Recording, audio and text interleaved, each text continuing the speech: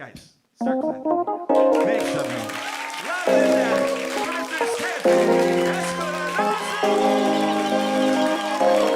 Hi everybody, welcome to my podcast, What's Going On? Today we have director, actor, and comedian Simon Olivier Fecteau. He's known for his work on Le Bye, which is the biggest sketch comedy show in Quebec. He's also known for his show with comedian Sugar Sammy, gars-là, and his web series Audition avec Simon.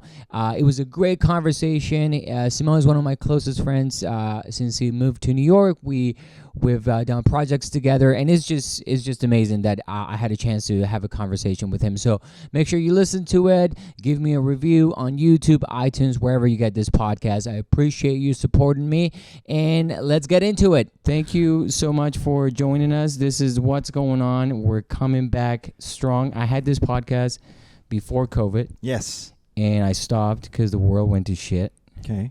And I try to do a bunch of things. Like I try to do one with Solana, with my wife. Like, oh, we're going to do a podcast together. That didn't work out. We did two episodes. It was done. What happened? Why did you pull the plug? She just didn't want to do it. She wasn't into it. She wasn't into it. Okay. No, she's not. She hates. This is a funny thing. You know my wife. Wait. I know your wife, but why don't you just make her do things? Like just do it and that's it. Isn't that how marriage life works? I thought that was the. I thought that exactly what you just said. I thought that marriage was going to be like that. Yeah, and how is do it? this? Not even close. Okay. So she was into it for like 2 episodes, and then after a while, she was like, "I fuck you." Not doing this. So today I have one of my closest friends now, Simon Olivier Fecteau. Hey. Thank you, dude. Thank you for doing the podcast. Dude, thank you. Thank you for being the one you're coming back. I'm coming back with this podcast with you, and I wanted to make it big. That's it. 2 guys on a sofa with microphones and cables everywhere. I love it. Can't be bigger than that, man. And I am wearing these this very specific T-shirt. I am Knuff. You paid for that? No, a friend of mine gave it to me from San Francisco. Wow, that's very masculine. Yeah, so this is in reference for people who haven't watched the movie, the Barbie movie. Yeah. And I know you asked me why do you like New York, but I want to ask you this because I don't know if we have enough time to do this. No, everybody was the Barbie movie became this surreal global phenomenon. Like everybody was talking about it. The biggest marketing of any movie I have ever seen. Oh yeah, and they started talking about it like at least a year before the movie, even 2 years. I've been reading articles about it for a while. Yeah, so it's been the marketing has been on point. Oh yeah, they really huge success. Which is normally not good for if you set expectations so high, people would normally be disappointed. Usually it's because the film is bad. That's when they start really early. Yeah. And they're trying to oversell it. Yeah. It's like, okay, something's wrong with this movie. Something's wrong with this movie. Yeah. So big deal. Everybody was talking about it. You know, pretty much every social media platform was on it. Oh yeah. And everybody loved it except for one person. Who would that be? No, I was surprised because I didn't even learn through seeing your social media. I was like, Solana was like, she looked at me, she was like, you know I love Simon, right? And I was like, yes. He just posted something that made me upset. And what did he do now? I was like, he said that he didn't like the Barbie movie. I didn't like the Barbie movie. I like everybody involved in the Barbie movie. Yeah. I think the actors are amazing.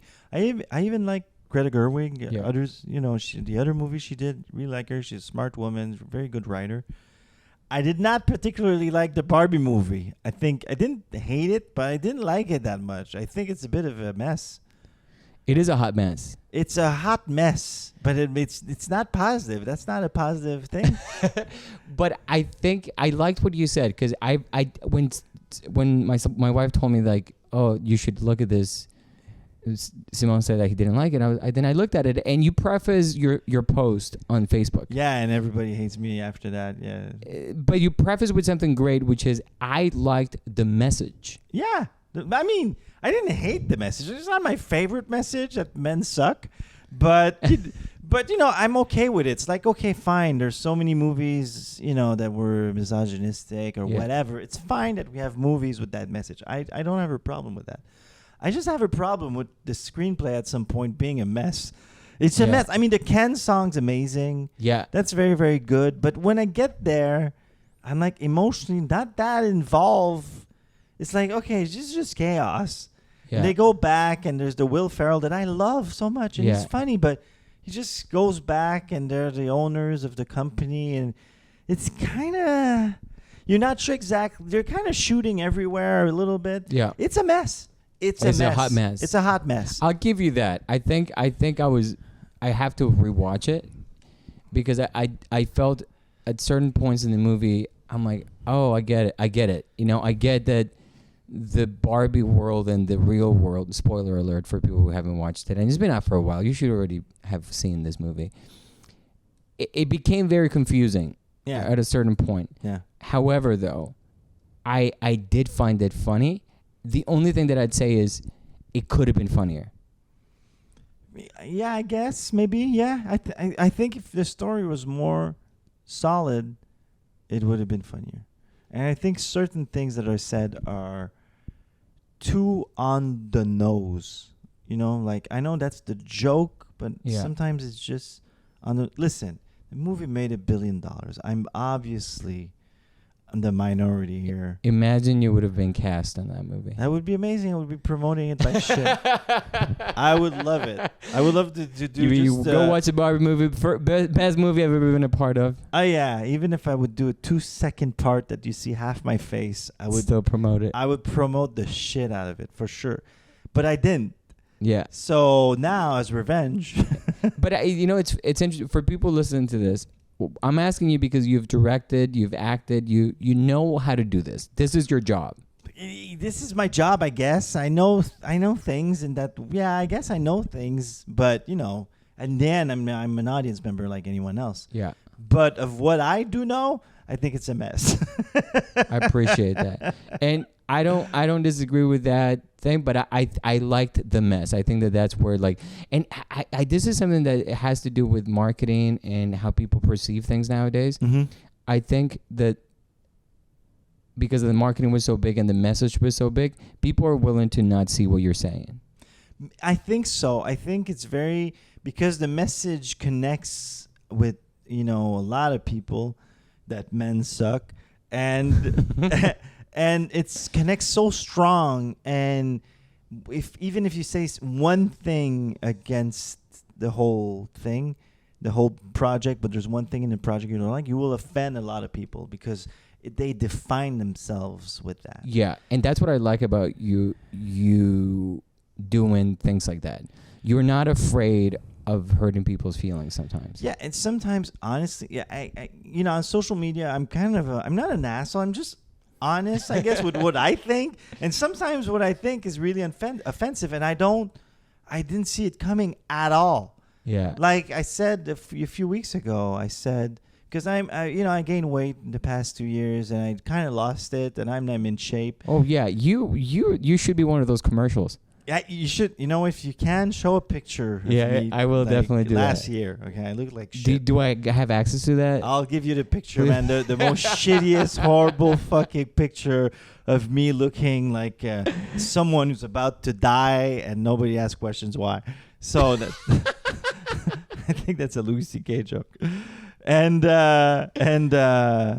so I posted. So I got back in shape. I have a trainer, and I started eating really good and less and working out like crazy. And I lost like 35 pounds. And I posted. I was really energized by all this. So I posted, eat less, move more. That's how you lose weight, And a lot of people were offended.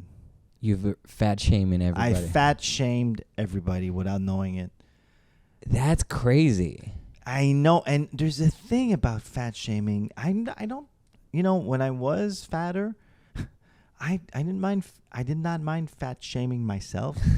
Like, like I was a fat pig. Yeah. And that's what I thought about myself. I can think that about me. Yeah. I was like 35, 40 pounds overweight, and I looked myself in the mirror and I saw this is a fat pig. I look like a fat pig.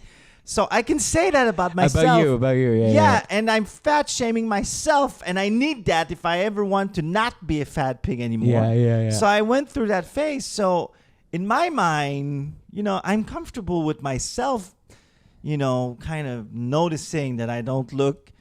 Because people are not gonna see that journey that you just said. No, they're gonna be like, oh, he was fat.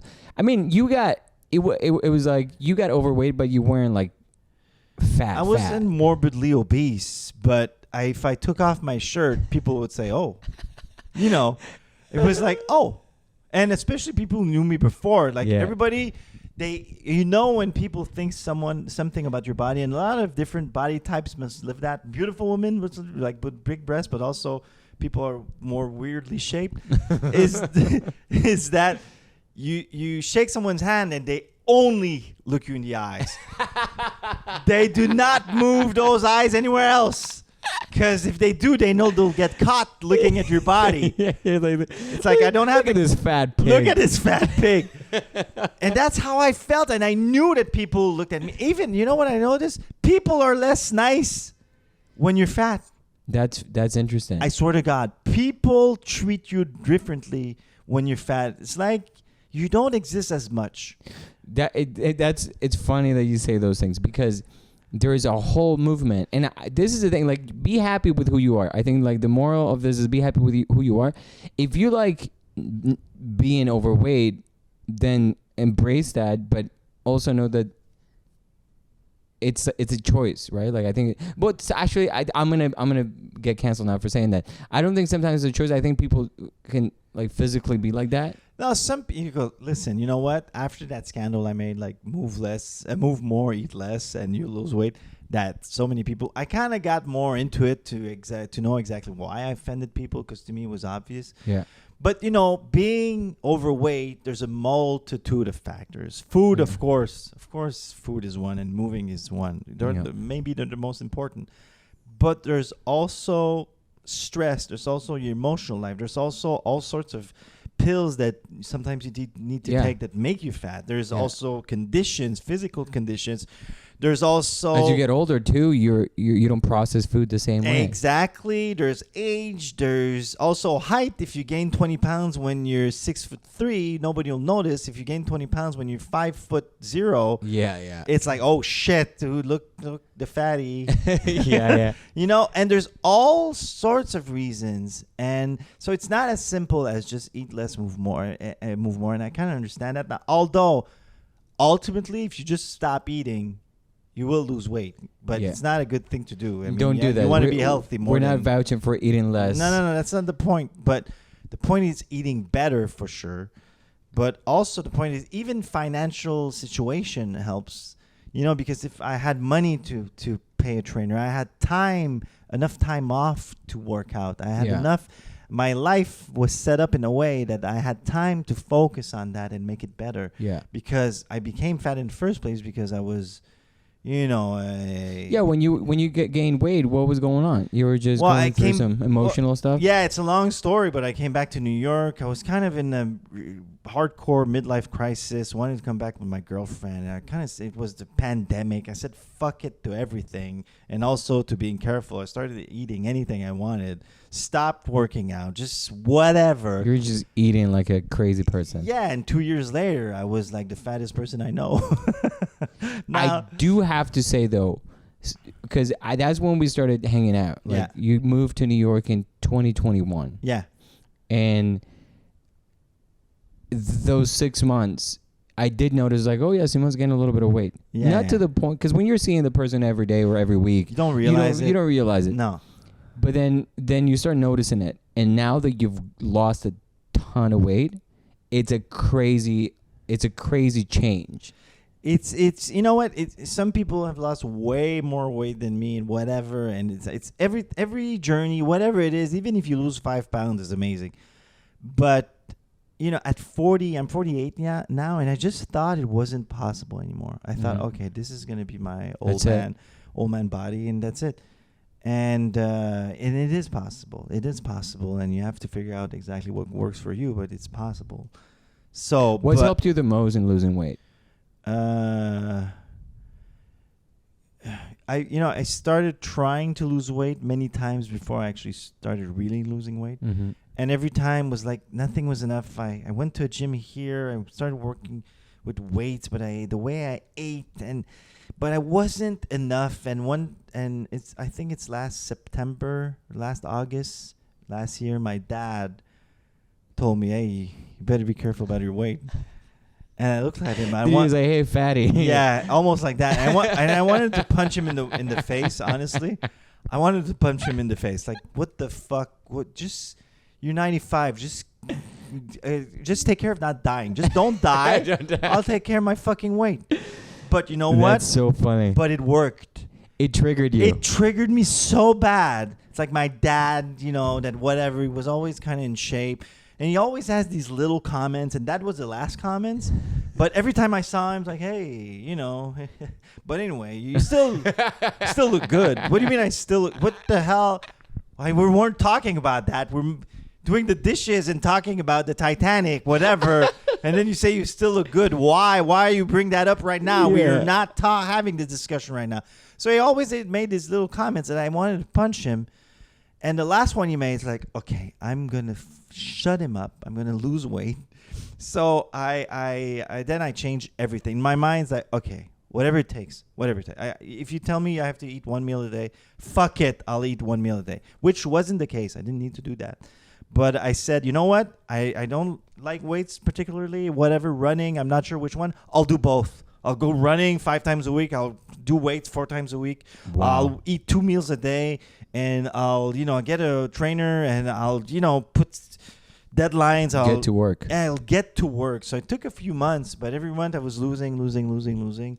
Until I had in my mind, I'm going to post this picture of before and after on social media at some point. And I'm going to break the internet. And people are going to say, wow, that was a stupid motivation I had. And shut up my dad. Those 2 things. Mostly your dad. So it's all about other people. Yeah. It's not about me. You didn't lose a weight because no. He's like, I feel so much better about it. It's like, no. Fuck you, Dad. Fuck you. It's a big fuck you. I don't care if I spent 85,000 hours working out. I don't give a shit. Funny. Fuck you, Dad. I love that that's the trigger. There's like your dad being like, hey, you look a little out of shape. What's going on? It's funny you say that because my mom has also, when I've gained weight, she's always like, what you eating? What's your diet? And I'm like, what kind of question is that? What it's do like, you want? You're low on, like, you're not doing a lot of salads? And so it's like very passive aggressive questions. So I'm like, okay, Mom, I get it. I look a little fat. She's like, yeah. But it looked like you didn't notice. It seemed as if you were just like normal. Yeah. And when I lose weight, she's like, you see? You can do it. Like, she's actually, I don't know if it's a cultural thing, but definitely is like that parent telling you like, you look like shit. Yeah. And but you know what? After losing weight, I realized, and that's the thing with now my new life of weight loss, whatever, is that you feel so much better. Everything you do, you tie your shoes and you're not like out of breath. And you have more energy. That's what I'm saying. So when you're posting that on social media, you're not trying to be an asshole to people that are out of shape. No. You're genuinely being like, look at me now. I have energy. I'm not in pain. I feel 20 years younger. And so that's why that I understand. But we're in a world now where, like, especially for you, you're a public figure. You have a ton of people listening to you. Mm-hmm. So when you post something like that, you're bound to get backlash. I think that I do. And I understand a lot of the culture right now about being sensitive to different issues, not being a douche and not whatever. But there's one part of culture right now that really annoys me, and that's the fact that you can't say hard truths too clearly. And we're kind of pretending a little bit to be some things to not hurt people's feelings. To not hurt people's feelings. And it's like, well, the truth hurts, but then at least you have a solid base to work on. Like, that's the truth. Yeah. The truth is that I'm overweight. And you know what? Some overweight people look really good. It's not a question of looks. Yeah, I mean, some don't look as good, but yeah. But it's more a question of health. It's like, fuck, it's not good for your health. Fuck being beautiful or whatever is more like you're going to feel better. You're going to feel better. You're going to be more healthy, live longer, live in a better quality of life, whatever. But it's very, very, very difficult. Also, my wife has a conspiracy theory, and she says that the food in the U.S. is more it makes you fatter. It's more fattening than in Canada. I have the same conspiracy. I don't know if there's more sodium generally everywhere. If you guys grow food like in a weird way with just boosted, everything here is huge. Yeah, everything is huge. I mean, there is a hugeness problem in general. Yeah. For sure, but whatever. I'm not an expert on weight loss. No, I'm I know. just happy to have lost weight, and I just people want that people are to be happy. that just want that. I'm gonna put that picture on the episode, and they're gonna be like, "This guy should be in an infomercial." Whatever weight loss whatever weight loss company is gonna hire him, he's a good you're a real example of someone that can go from being out of shape to being in complete running 10K, lifting weights 4 times a week, doing all that kind of stuff. And it takes a lot of discipline. Because a lot of people are like, this is a classic human behavior. First day of the year, resolutions. I'm going to go to the gym every single day. Or and it takes 2 weeks for people to be like, not doing it. But you remember Inception? Yes. But can you explain the movie Inception? It was kind of complicated, right? Yeah, well, it's a dream. Dreams influence the behavior. But what they wanted to do with the main character was, the old guy, and then they wanted him to change something. Well, they wanted to get the password to the... They wanted to give him motivation. And the motivation, they wanted to create a situation to give him emotional motivation. Because then it's going to make him make a decision based on his emotional motivation. That's the core of Inception is that. So that's what I needed. I think that's what a lot of people need. What's the core of your emotional motivation based on emotion, not just based on your brain? Oh shit, I am overweight. Oh shit, I need to change this, and that this plus this equals this. No. You need to put in all your fucking compassion and emotions. Like, no, I don't want this anymore. Fuck that shit. Which is very hard to do. Which is very hard to do. And it's extremely confronting. It's extremely difficult. And people think, it's tough. Everything we like is tough. But that's the thing, and that thing is the biggest challenge for people that gain weight. Like, I love eating fries, ice cream, burgers, all the things that can make you fat. Yeah.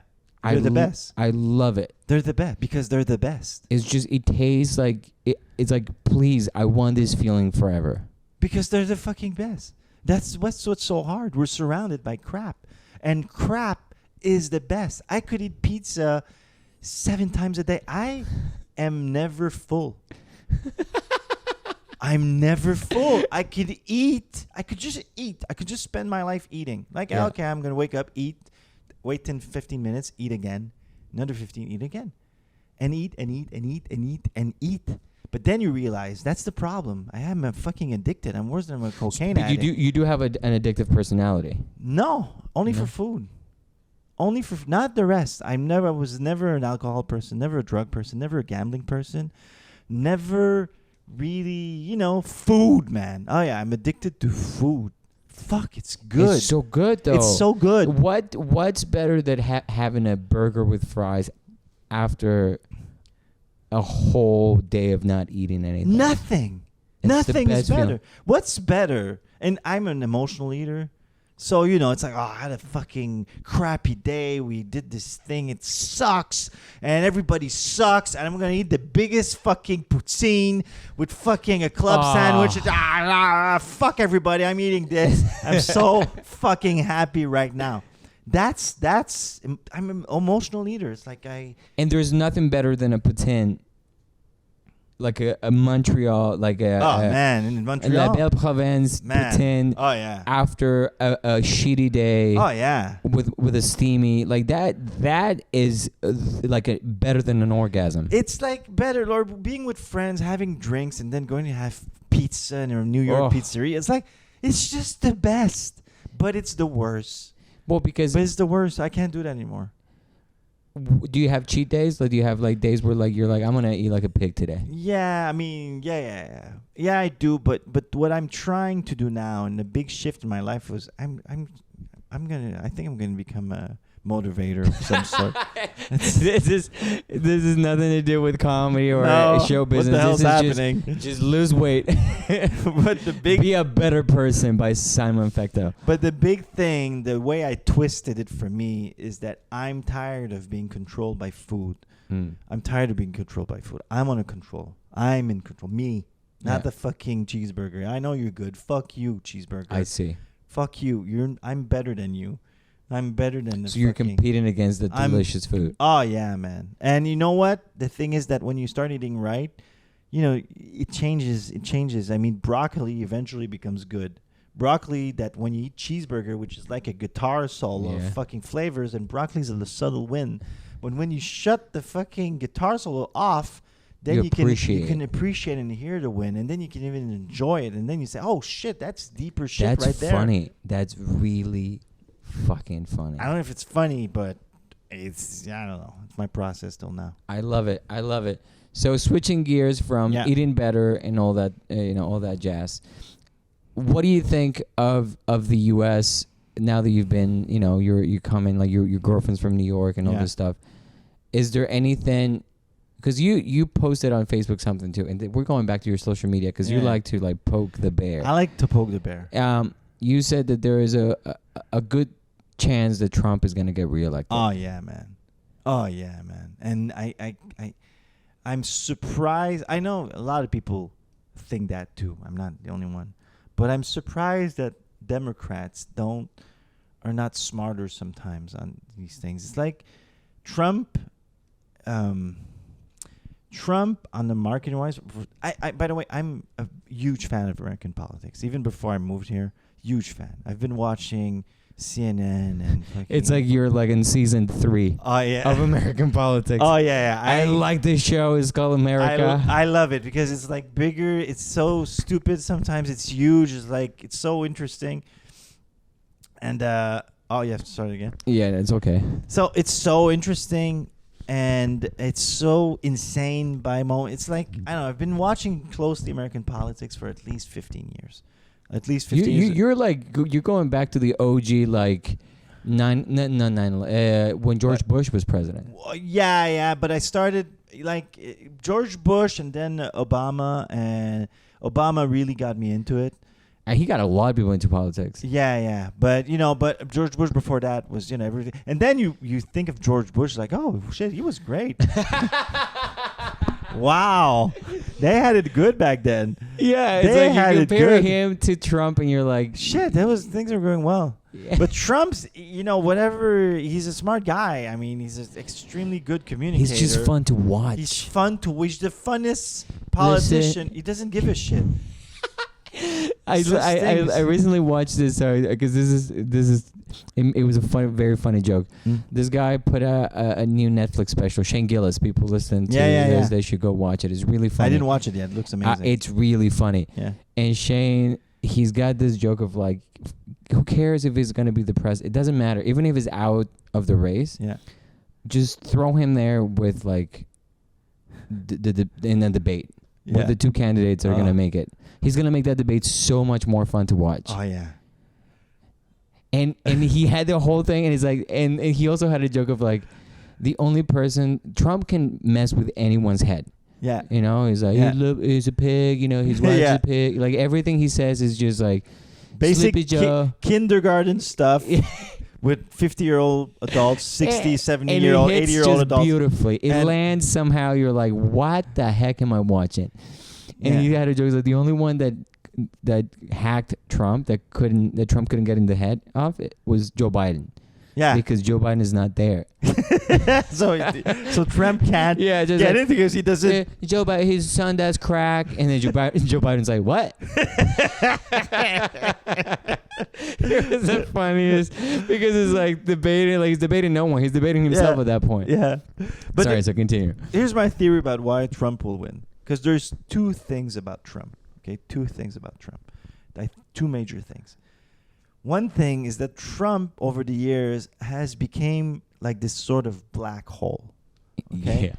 He's a black hole, which means that no matter what you throw at him, he's going to use it to become bigger, whatever it is. Yeah. And the bigger the thing you throw at him, the bigger he becomes. It's like cancer. It's like cancer. it's like cancer. So the real way, which would take so much discipline by everyone, the real way to get rid of Trump is to stop talking about Trump. Stop talking about How? Stop putting him on TV. Stop putting him on Twitter. Start retweeting his shit. Stop doing all that shit. Stop talking about Trump. And eventually, because that's his superpower. Yeah. But now, even if you talk in positive, negative, you could have raped the whole fucking school. You could throw him in jail. The more you talk about him, the bigger you make him. The bigger you make him. So now there's these 4 like different lawsuits or whatever. Not lawsuits, but indictments. And the first one was like bullshit. It's like the Stormy Daniels payoff, which nobody fucking cares.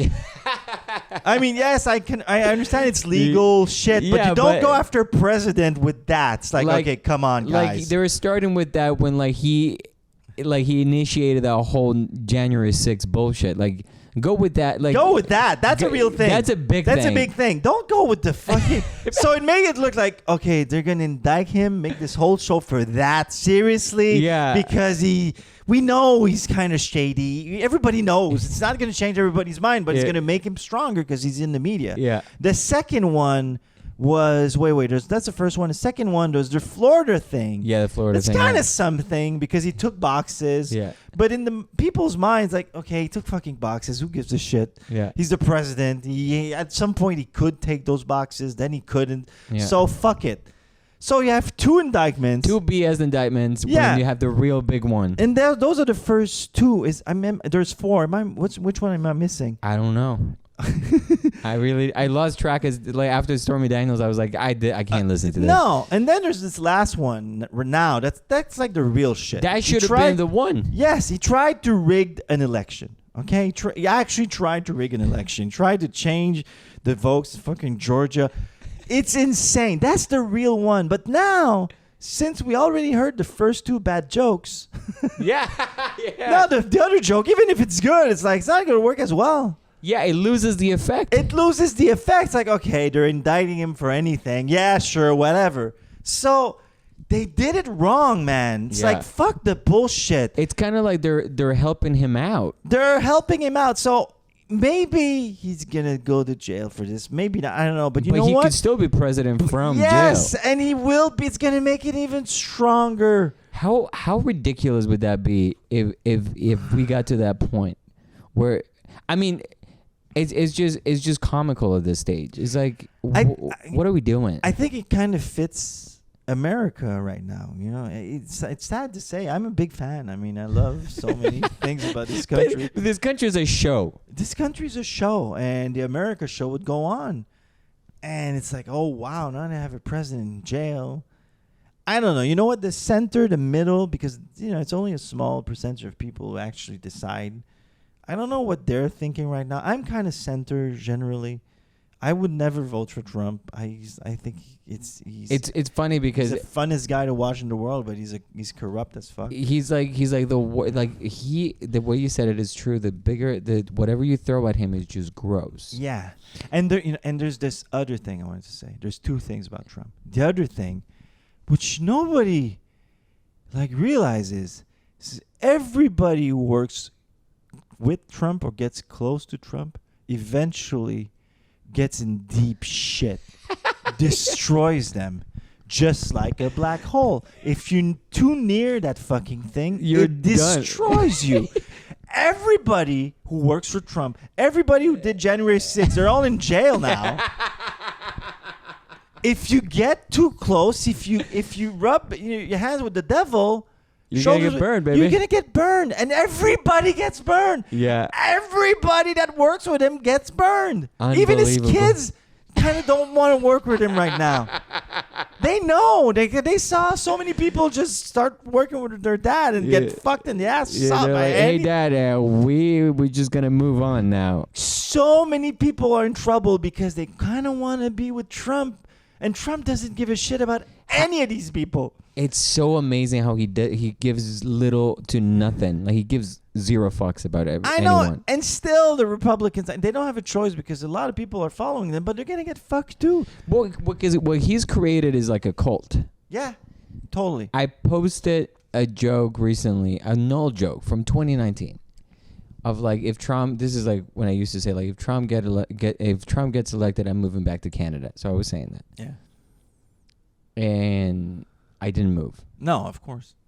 And Canadians, but that's a whole joke. You already know the joke. It's like Canadians were sending me messages, angry text messages, which are very cute. Like I go through the whole thing, and the comments on my Instagram are crazy.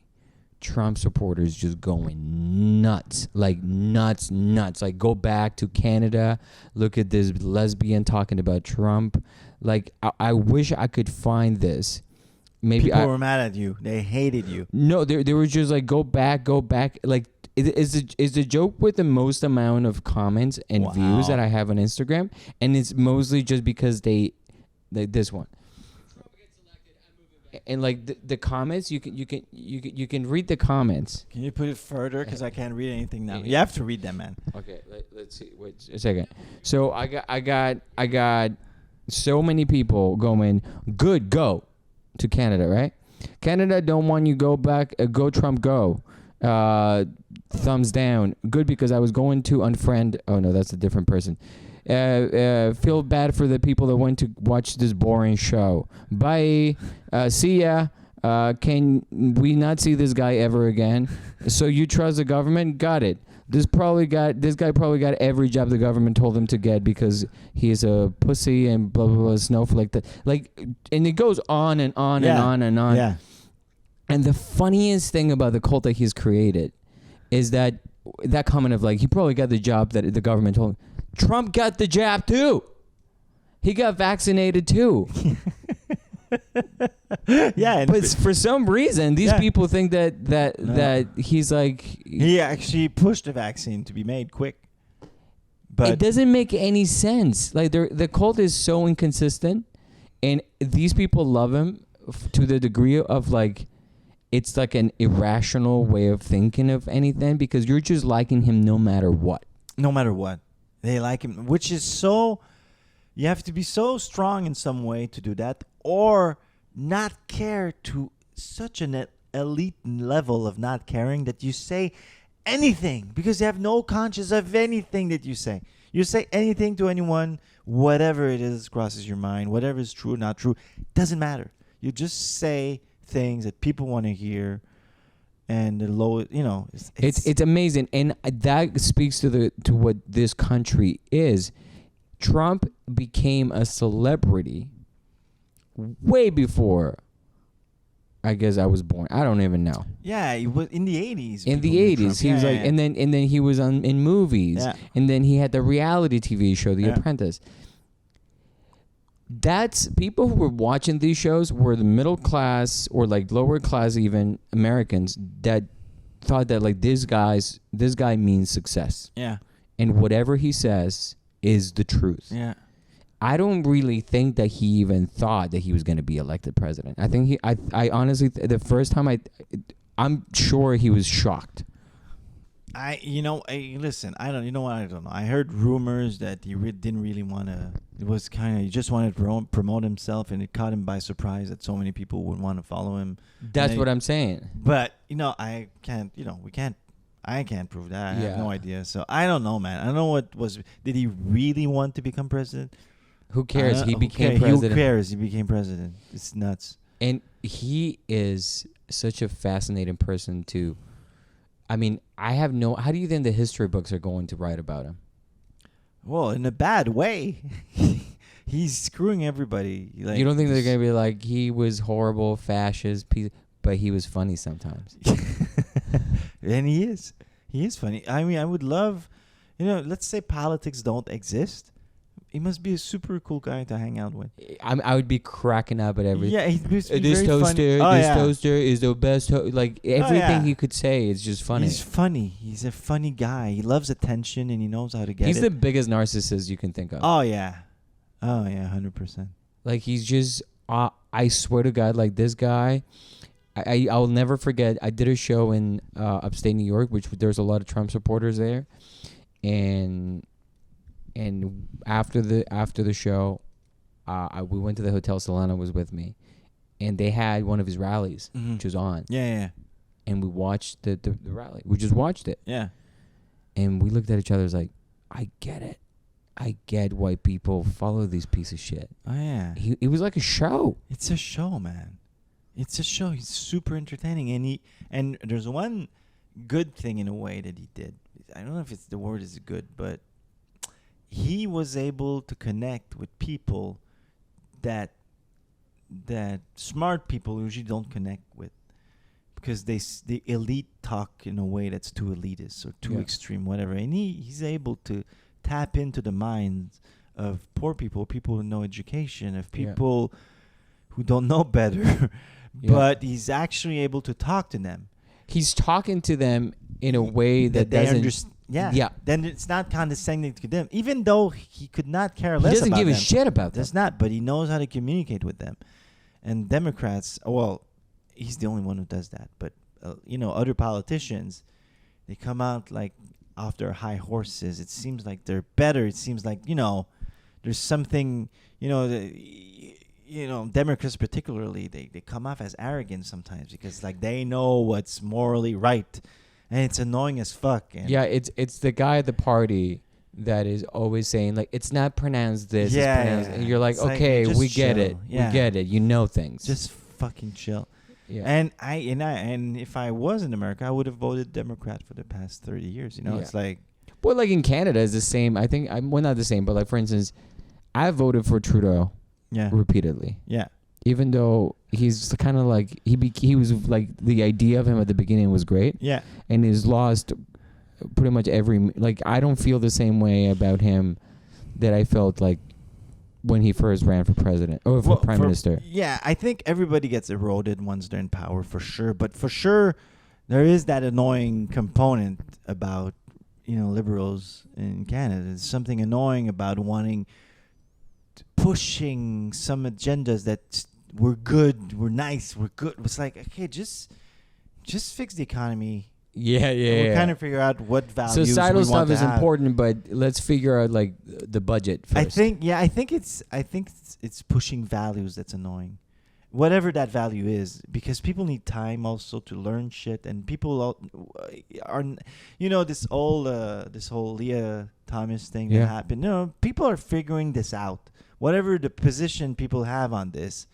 A lot of people are figuring this out. This is a new problematic that we didn't have 5 years ago, and we're dealing with it. And as collective, as a society, we're dealing with it. It's like, okay, we want this, not this, maybe this. Okay, this is okay, this is not okay. We're testing boundaries with all these issues. But when you have a government that pushes too much in one direction, you feel it's like, okay, dude, let me think, let me absorb this. That's really different. People don't like to be told what to do. No, and so so sometimes liberals and Democrats have this annoying thing is that we know what's good for you. Yeah, and they're probably right, but you're probably like, right. Let me figure this out. Let me figure it out first, because otherwise I won't vote for you. You pretentious. Yeah.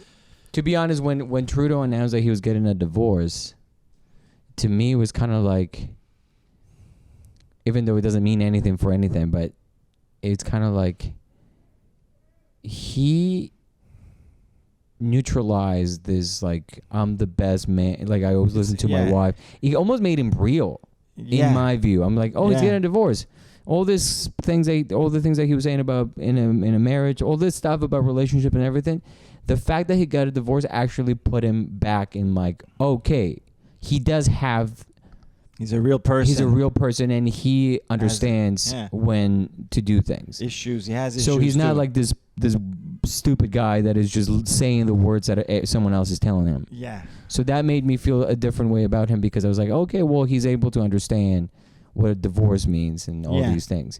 And I think Trudeau is a very likable human being. I think that just he was born into the 1% of Canada. Yeah, that's it. And it's easy to get lost in ideology when you haven't actually lived real poverty or real. That's the thing, right? You didn't go to bad schools, you didn't whatever. So I'm not saying that's what they're doing, but I am saying that the left, that's the main problem of the left in general. Left is and it's like it's true in the U.S. It's true in Canada, and I think that the people that like comedy, to bring it back to comedy, I think comedy is kind of the only avenue people have to neutralize the two extremes.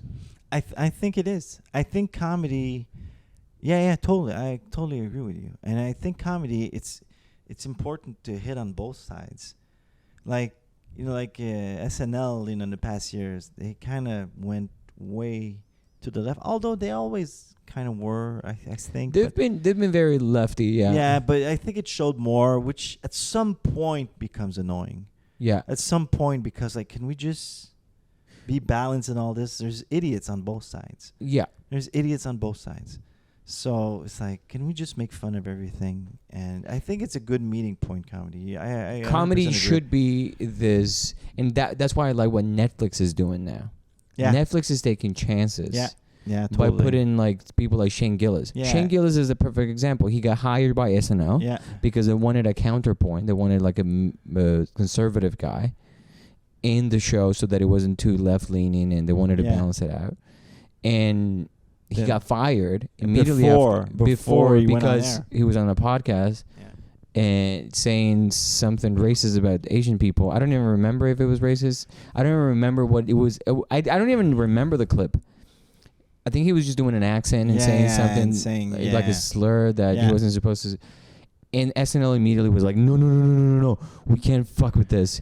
Get him off. Yeah. Which I honestly, good for his career because they put him on the radar, and then it kind of helped him in a way. I guess in a way it did. In the way, it must have been extremely hard to think you're on SNL. If I get hired for SNL, I get fired because of it's heartbreaking. Because SNL is still, amazing. I was raised on it. It's still an epic show. And they have sketches that are still extremely good sketches, and a show that you want to be on. So to be kicked out of it. It fucks with you. It's okay, my career's over. It must have the been point super is hard. Wow, I'm done. But instead, this guy just kept doing stand-up, kept working hard, and now he's on Netflix with this special where he's talking about things that are funny. Yeah. And it's fun to watch someone like that I may not agree with him politically. I don't even know Shane, but the content and the jokes that he was making, you got to watch that special. Yeah, I will. I saw it, and I just didn't have time because I think it's been there for a week. It's for a week, yeah. I watched it when it came out. It's really, really good. And that's why, there's comedians that do that is just refreshing. Even and everybody has this is but it has to be, why does it have to be a white guy? Not necessarily. There's really funny comics that are doing harsh comedy that are not white. Hassan Minaj is one of my favorite people to watch. Yeah. Because he tells the truth. Yeah. And he's liberal and he's left leaning, but he does say the things how they're supposed to be said. Michelle Wolf's the same way. Yeah, totally. And that's the comedy that brings the two extremes together. Ultimately, I'm not about left or right. I talk about, because ultimately, if I were to vote tomorrow, I would vote, on the left for sure. Because I think their less is insane. But ultimately, for all this, I don't care left or right, especially in comedy. It's as soon as, if someone makes sense while they're speaking or telling a joke and it's left-leaning, it's great. If someone makes sense and it's on the right, it's also great. Yeah. It's just it's not, it's extremely difficult to think right now and to have clear opinions because the social pressure is so hard on, you have to think this. If you're not, you're a something phobe. You're phobic of whatever it is that people are pushing. And on the other side, on the right side, they're just full of conspiracies and shit that don't make sense at all. So I have one side that's pushing for moral value, very, very strong, and the other side's just okay, dude, that's not real. You believe shit that's just not real. And the right-leaning people, a lot of them are in there are a lot of conspiracies, more on the right than on the left. Oh yeah, the right, the people on the right, the hardcore people on the right, they have some crazy ideas, like nuts. Like things that don't, sometimes ideas about the government, how everything's heading, whatever. And it's like, I've worked with the government a little bit, in Canada, and, know people They're a little just bit. people. They're just people. Like, it's an office and not that well organized of an office. Yeah, it's just an office. They're it's just an office. They're like, oops. Shit, we make mistakes. We make mistakes just the same as the paper factory. It's just like, we're trying our best here. And you think that these people mastermind 50-year-old plans to hide fucking things and whatever. Doesn't work like that. They don't have the energy nor the interest to fuck with anyone. But that's the thing, is like, and that's like, you see the QAnon, for instance, like that thing. It's like, I watched the HBO documentary about QAnon. Yeah, I was laughing because it made no sense. Like, the people who created this, it's like, your children. Like, what is going on? Yeah. How could people fall for this just garbage of a cult or of a thing? Yeah. I'm blown away, and that's because that's, I guess, where they have to go. Yeah. They have nothing else that keeps them, like, whenever their team is not playing that day, they have to believe in something. Yeah. And there's this something, and not to bring it back to Trump, but Trump has by himself eroded our belief in media, like in traditional media, but also media themselves, since everybody's taking positions now. Well, they don't always tell the truth, or they tell a truth that is so biased that they're missing half the picture, and that's the truth. The other half is part of the truth, but when you don't say it, it's like, dude, you're lying. What you're saying is not false, but you're not saying the whole truth. You're not saying the whole truth, yeah. Yes. Which is what news used to be.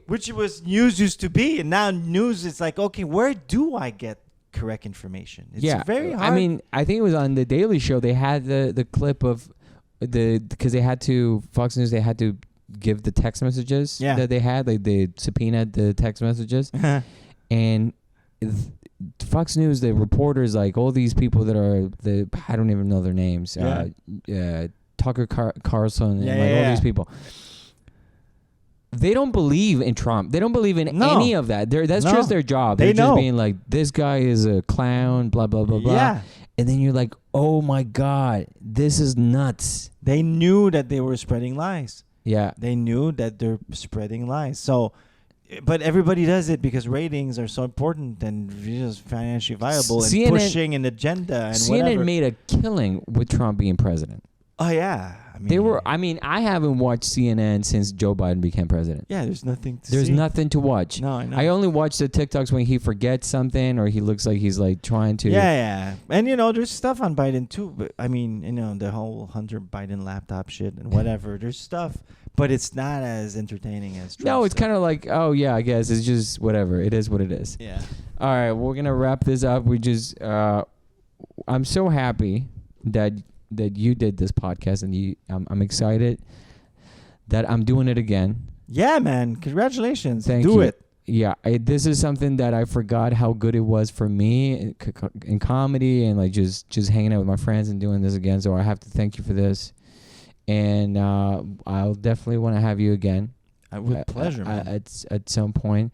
And is there anything that we want to say before we say goodbye to our few listeners? One last thing, we did a project together. We did, and we worked with Will Arnett. We worked with Will Arnett, and an amazing guy. That was honestly one of the highlights of my life, just because I'm not an actor, and I didn't know what I was doing.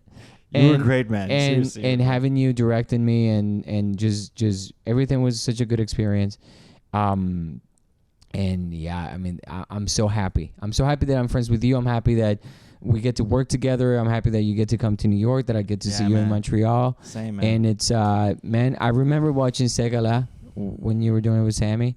And I never in a million years thought that I would be friends with you. So that's very fucking nice. Thanks, man. Thanks the same. You helped me so much, man. Yeah. Anyway. All right. So follow me on Instagram at Santiago Comedy. Follow Simon on Instagram. As Fecteau? Yeah, S.O. Fecteau. S.O. Fecteau.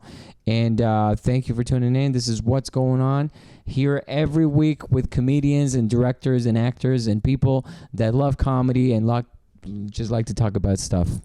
And I am Kenneth. Okay. Start.